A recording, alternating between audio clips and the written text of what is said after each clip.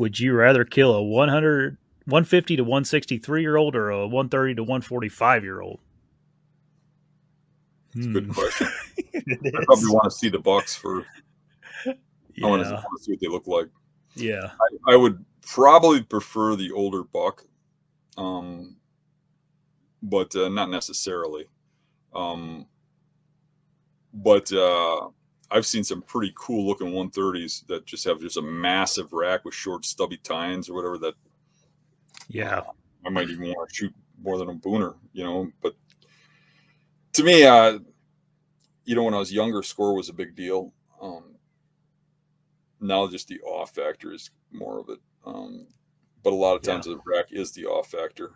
I mean, a giant 190-inch buck, you can't hardly beat that. I don't, at that point, I don't know for sure if it's 3-year-old or 10 years old. But, I lean a little more towards age because I think beating the animal that's that age, Right. 5 or older is an accomplishment.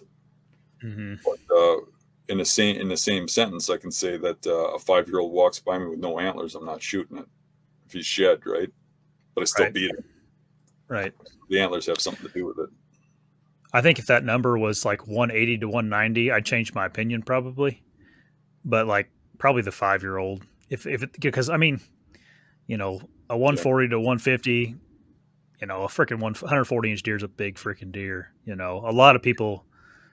130 to 160 is a big difference, but yeah, sure. 135 to 155 isn't really even that much of a big difference. No, how you put it on the head that it scores that. Yeah, but a 160-inch deer is a gigantic deer, but so is a 140. I mean, that's a big deer. There's not, a lot of folks shoot or they're 160s that are actually 140s. I mean, it's a big deer, 140 is. Mm-hmm. But that's I'd probably pick the 5-year-old too if I had to choose, Now if like you were in the field and you're trying to make a quick decision, like in a 160 came in, chasing off a 130-inch buck, I'd shoot the 160. I'd probably not good enough to, in my mind, like decipher that that deer's 2 years older, real quick. I cut out a section of my barn wall one time and blew it up with 3 big bucks, and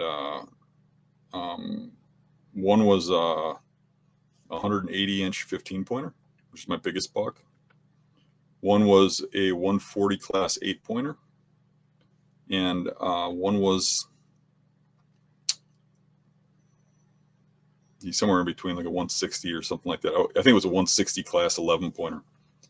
And those bucks all next to each other on the same wall, mounted. And I did a poll on if these 3 bucks came walking out and you only had 1 buck tag, which one would you shoot? Mm-hmm. And I think the majority chose the 8-pointer that was 140. Yeah. Because the frame looked bigger than the 180 class buck. It just looked like a bigger buck on the wall. Yeah.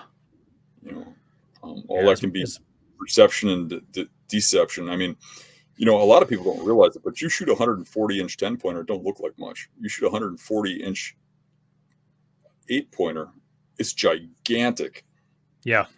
And I seen a 136-inch 6-point once. It was unreal. Shoot that before you shoot. I was up in Canada. I can't remember where I was. Maybe Ontario. Anyways, I was up there for work, and there was a Cabela's across the road from my hotel, and I'd go in there at night to kill time. And they had a 155-inch 6-pointer mounted in there. I mean, it was like I got a picture of it somewhere. I took a picture of it, but it was the biggest 6-pointer I've ever seen. 155 inches.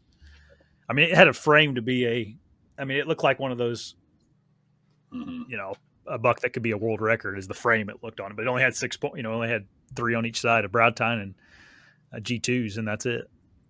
In the main beam, but crazy. Hey everybody, if you like the channel, make sure you subscribe right here. And if you like the clips, I got 2 more options for you. 2 options right here. Subscribe right here. See you guys.